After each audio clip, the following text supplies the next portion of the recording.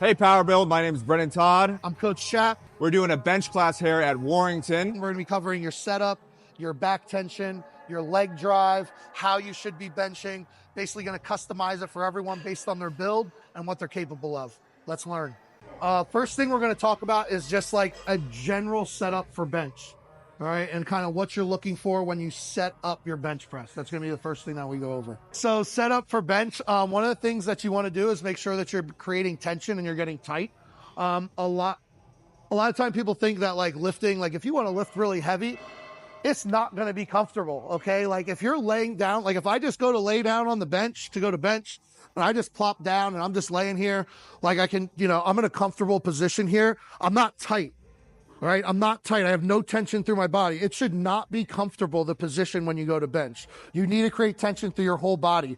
A good bench press is a full body exercise. When you leave from a good bench session, you should be like, oh, my legs are sore, my back is sore. Like everything should be torched, not just your chest. So we have to create tension in our setup. I'm not saying you have to have some crazy arch and do like one of these range of motion things. That's not what it means, but we do need tension in that setup. In order for your body to generate force, it needs to have a lot of stability. That's what we're trying to do with the setup. So it's the same reason why you can't squat a lot of weight when you're on a Bosu ball, because it's very unstable. You're not gonna be able to generate that force. So with the bench press, everything we're doing with foot drive, with trying to create that global arch in our back, with depressing the shoulders, it's creating stability at different joints in order for our pecs, our front delt, our triceps to kind of generate that explosive power, right? And of course, everyone's setup is gonna be a little bit different, but the basics are still the basics. When we set our feet, we're gonna wanna push down a little bit, however you push down, because you see how all of a sudden now my legs are tight, everything's tight through my body. So we wanna make sure that we're creating tension somehow. Tank probably has some different methods on creating tension here, but I like to use the rack or the bar to push down. One of the things that a lot of people miss, and when people try to create an arch with bench, they're going up and they keep trying to push their belly up. He mentioned the term global arch. Global arch is not just an arch in our lumbar spine, our lower back. We want an arch in our upper back as well. So that's why I do the little tuck thing and I'll push in, because I'm pushing my chest up. You can see the change of position here. If I just drive back with my legs, try to get my belly up, as opposed to if I drive my chest up. Now my chest is higher, my scaps are free to move, I'm tight, I have that little gap under my upper back, so everything can move freely. So that's what I want to do for my setup, is make sure that I'm getting in the tightest position possible. So we talked about the shoulders depressing, we talked about the chest going up. Now, this is like just my upper back, upper torso. Let's work on the lower torso and the legs. So this is providing some stability, boom. My legs are gonna provide the rest, where I'm trying to push back and I'm almost sliding on the bench like that, right? If I didn't have a ton of weight in my hands, I would like slide across the bench. I set my back, my shoulders, however it may be, pushing against the rack, pushing against the bar, it's set. Now with my legs, I'm driving forward. I'm almost pretending to kick a rug out from underneath me, and that's gonna help me slide my hips back and help, again, generate that global arch in my torso. So yes, that's kind of like your general setup. It's just like creating the most tension possible. And like he said, everybody gets into that setup a little bit differently. And you watch big benchers. I know probably most of you are on social media. You see, it's so different, right? You have to find what works for you to create the most tension possible, okay? The next thing we're gonna talk about is gonna be your unrack, okay? So, oh, go ahead. One thing I want to mention. Some people are going to be very flat back. Some people are going to have those crazy arches. We already touched on that. The intent is the same. Just because you don't have a crazy arch doesn't mean you're not trying to arch your chest up. In trying to do so creates that stability, and then that stability allows you to produce that force. Yeah, so right here, like I kind of have like a flat back here, but I can still create that, what he's saying, that arch. Like I can tuck up, I can still get my chest up, and I'm still trying to stay on my traps and rear delts, even though there's not a lot of gap underneath, okay? It doesn't matter, not everybody's gonna have that lumbar flexibility to create that big arch with their belly, and that's okay, but we still want to try to get as much thoracic extension as possible. That's in your upper back. We want to make sure we get that chest up nice and high. The next thing is the unrack. These racks are super easy with the unrack. Not everyone is lucky enough to train on combo racks like this, but you see how this is kind of small here. So there's not a lot of room for error. What I see a lot of people do with their unrack, especially on like J hooks on a normal power rack, like the power racks over there, is they will get in the position, everything's tight. These benches are so sticky, it's so nice. And they'll push back, and then they're gonna wanna unrack from here, from the back of the rack. So they're pushing up and then out. You're not gonna be able to get as tight as you possibly can when you're pushing up and then out. And we're also pushing back when you do that. We don't wanna push back. So we wanna slide that bar as far forward as we possibly can. We wanna minimize the range of motion on that unrack. And we also wanna make sure that when we're creating force for this unrack, that it is up and out, not back. We don't wanna go back, it's up and out. And doing so, we go up and out, we can set those shoulders, like he was saying, while we're unracking. It's never gonna be up, out. It's up and out at the same time. Yeah, I see a lot of people, they're basically almost doing a straight arm pullover before they even get to the bench, right? Our goal here with the bench is to actually do the bench movement. If I waste energy doing a huge pullover in order to get into that position, then we have a problem, right? And everyone, again, it's really individual, like anything. But typically, I like the bar to be lined up between between my mouth and my eyes, usually over my nose. This way, I have enough room to clear it out without doing a pullover, and I have enough room to push back as I'm pressing up without the possibility of hitting the J hook, right? Okay, so bar's out, we're set, we got our tension, everything's tight. Okay, we're gonna take a big breath on the unrack. Breathe in, unrack. Now, you'll see two different ways here. A lot of people will reset their breath. I personally do it on one breath. Tank, what do you do? I usually do on one breath, one big breath for the unrack and for the first rep. Yeah, so typically, I think the most efficient way, again, there's always exceptions to everything. The most efficient way to do this would be to take one breath here, really big breath, unrack, and you're already tight. You don't need to breathe again. Because what happens when we're breathing with that bar over us is our chest is going to change position. There's no way around it. Your chest is going to change. So we want to make sure that breathe, unrack, tight.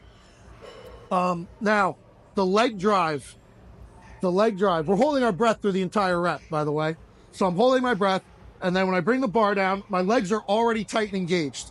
I have my legs pointed out. My glutes are firing. Everything here is tight. But when I go to push off of my chest, I'm pushing myself down the bench, like Tank mentioned before. So it's down the bench.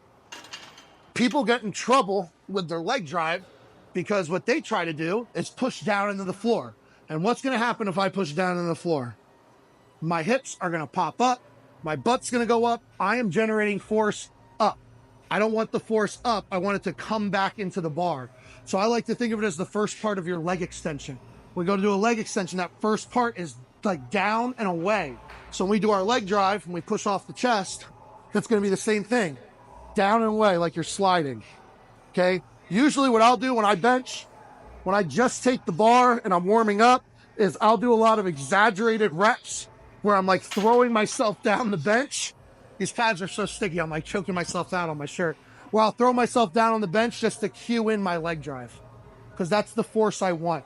And I'm like telling my body like, okay, down and away, down and away, down and away. So this drill, which you guys are all gonna do. So he's gonna go through his normal setup. He's rolling that bar out.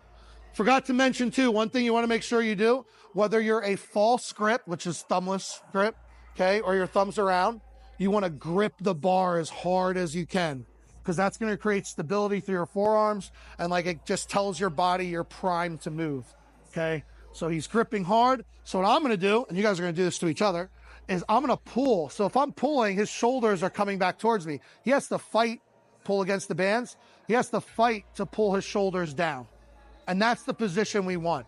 So this drill is teaching him to pull those shoulders down, because if he isn't actively doing that, again, actively don't, the shoulders slide out of position. Okay, so pull those shoulders in. See that tension? Everything's tight, chest is high, and he's gonna hit a couple reps. And this position, you'll find keeping those shoulders down becomes increasingly difficult as that bar gets closer to your chest, which is why a lot of times you see people do multiple rep sets. They reset their position every rep. So you'll see people depress, up, and they do it over and over again because it's hard to maintain that depressed position through the bottom range and coming up, but you need to fight for it. And that's why having a strong back matters for a big bench, because you have to be able to hold that position. I have a little trick, especially when you're in competitions. You might be using a rack that you've never used before. Typically, what I like to do is when I'm setting up and you're getting your rack height, your wrist should be able to clear the bar, right? Now, this is too much for those in front. This is too much clearance, right? And of course, go to your grip width. If you grip out wide, go out wide, and you should be able to clear that bar. If you can't clear the bar with your hands or your wrist by bending it backwards, it's too high. If it's too much, obviously it's too low. You want to just below the wrist joint. So this way, typically I find that gives me the most amount of range of motion without, like he said, doing a half press into the bench. Like the last month or two, I started like on my bench days, I'll go on the lat pull down first and do like 3 to 5 sets just to like make my back tight.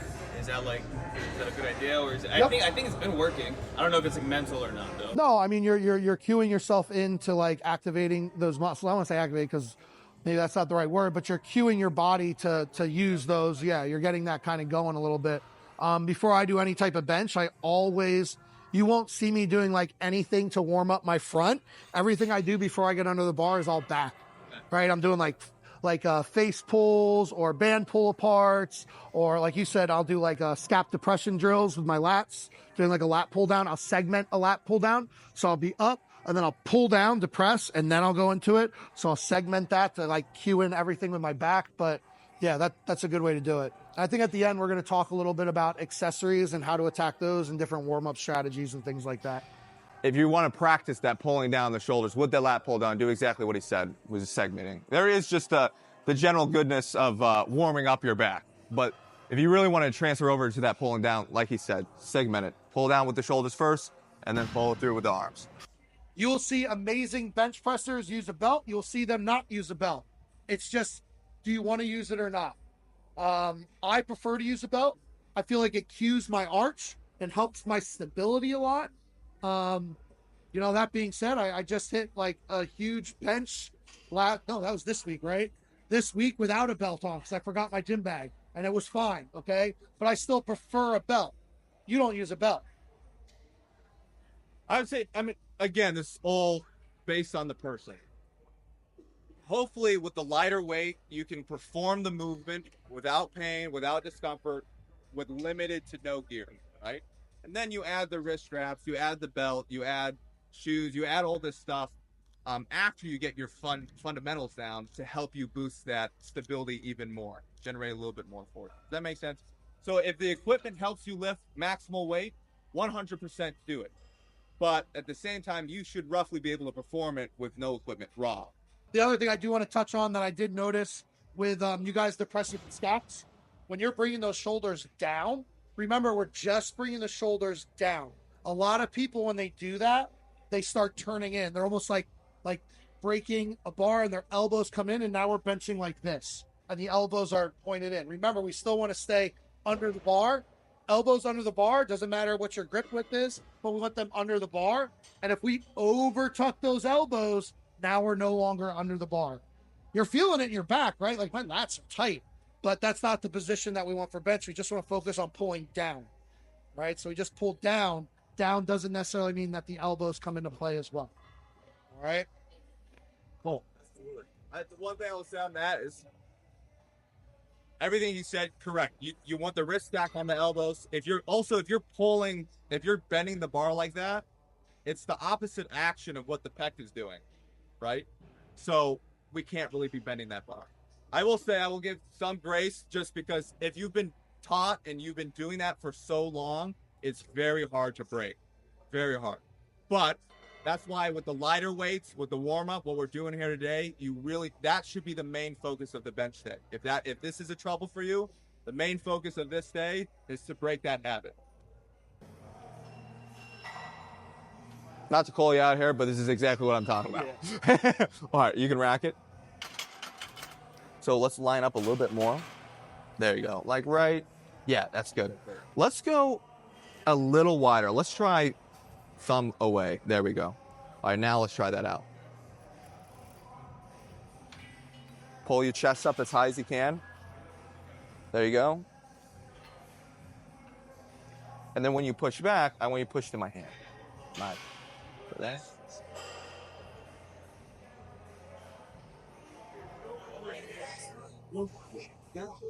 Nice. One more.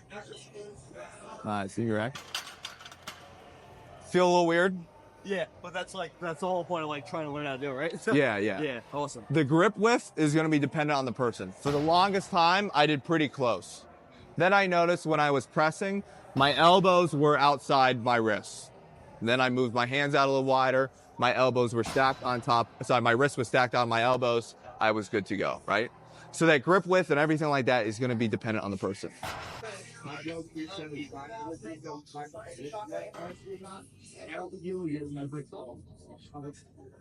you can rack it. Let's move this guy down a little bit. You can take the pin out, put it to 3. There you go. The biggest thing, all right, let's go again. I want you to think, hold, real quick, sorry. Come back up, sit back up. Let's try getting into that bench press position, just sitting there. I want you to try tucking that lat. So, sitting there, nice. Bring the chest up even more. Even more. There you go. And you feel that tension right here? You want to feel that the entire time you're pressing. All right? Yeah. That was a weird second. So how are you like pushing against him? The goal there, you know what we just did with the chest? That's the goal when we're setting up. So if pushing against the rack helps, I don't push against the rack. Or push against the bar helping. That's fine too. Nice. Think about pulling those shoulders down. And then I want you to think about kicking out, like there's a rug underneath you. And you do a leg extension and sliding this butt back to the shoulders. Okay. You feel that tension in your back right now? Yeah. Nice. Now unrack it. Now pull that chest up even more. Shoulders down more. There, you feel that? There you go. Keep that chest up high though. Nice. Keep that chest up high. One more. So I keep saying Nice. Chest up high. And then rack. So we want to reach for the bar, right? So like, we're going to talk about accessories then when we wrap up. But you want to treat going down on the bench like you're doing a row, right? Like we're rowing the bar to our chest. We're reaching for that bar with that thoracic extension. And we're pushing our chest up towards the bar, right? And that's going to keep your chest high. And that's another reason why I'm not a big fan of taking a lot of big breaths while you're benching, because we get that air in, we're tight, and then we're reaching for that bar. Everything just stays tight. As soon as we breathe, we're going to lose a little. All right. Let's try one more time with you. Okay. We'll go you again, and then we'll go a little heavier for you. What's your hit? 3 So the whole time, don't worry so much about the bar itself. Really focus, just like you said. Like there's a string right here on your power build, and I'm pulling that string up high. Let me do it. Ready? Pull the chest up. Even more. And then take these shoulders and think about rolling them down. So if I take my shoulder, I'm going like this. All right? You want to keep that the whole time.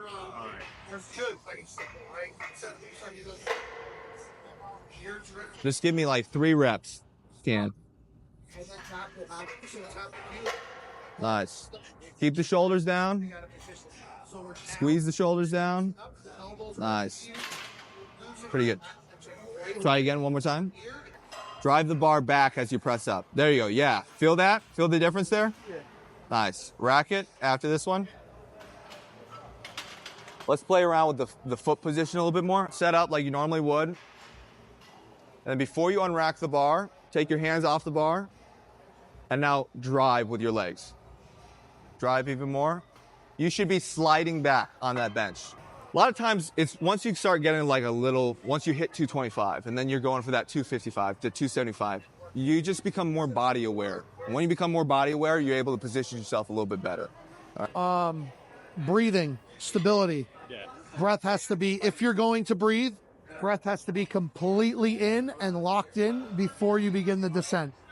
Okay, so you, on that last one, you took a moment to gather yourself. Yeah. So what that should look like is gather yourself and then go into it. What you did was you tried to breathe in as going down, as you're going down, so it's not going to be the most stable position. The first rep felt good. Second, I lost a lot of momentum. Yes, because like when you're taking that breath again, like I talked about before, we're changing, which is, if you need it, you need it, but try to keep it short, and you still have to hold it through the rep. Okay. All right, because like that's going to create your tightness and your consistency with your position. Got it. Okay. You know, You're holding the breath the entire rep, even on the up. You're not even on the up. Yeah, even on the up. breathing out and in at the extension. Like, Yeah, so it's tight if you need to breathe, but it shouldn't even be that much exhale. It should be just like, because we want to maintain position. If you have to breathe, it should be really quick, short breaths of air, because we want to maintain that position as much as possible. A few more things. Just like training your bench, right? Everybody's going to be a little bit different. Like if you're somebody that your technique is not great, you might benefit from more frequency and less intensity. Okay. Some people, if you have good technique, you're going to benefit from less frequency and more intensity, because then you can break down the muscles, you can get more out of it. So like you got to think about that when you're doing your programming. If you have a coach, that's awesome, because they can do all that figuring out for you. The accessories you use to help your bench, besides obviously just benching, back is huge. If you can't tell, back is probably like the main thing that you're going to need to train to get a bigger bench besides benching. And when we train back for bench, remember we talked about staying tight? So one of the things that I see a lot of people do is when they are doing back movements, when they are lat pull downs, rows, I mean, that's all we really have is a row and a pull down. They're really stretching and then they're pulling in. So like if I'm doing a bent over row, it's stretched and pull, stretched and pull. If you want the most carryover for your bench, you need to learn to tighten that position, hold that position with your shoulder, and do your back movements from that held position. I'm not saying you don't want to stretch. Stretching is great for hypertrophy, but if you want carryover to bench, you want to hold that tight position when you're doing anything. Same thing for a lat pull down. Okay? Lat pull down, pull it down and go from here. All right? Keep those scaps depressed. You can segment it. We talked about the segment in the beginning where you pull it down the tight and then you bring it all the way down, stretch, tighten all the way down. But you always want to include some back movements where you are keeping your shoulders tight and secured. That's going to give you a ton of carryover to your bench. All right, guys, that's our bench class. I hope you learned something and I hope you really enjoyed. If you're interested in coaching and taking your strength to the next level, please reach out, PWRBLD.com.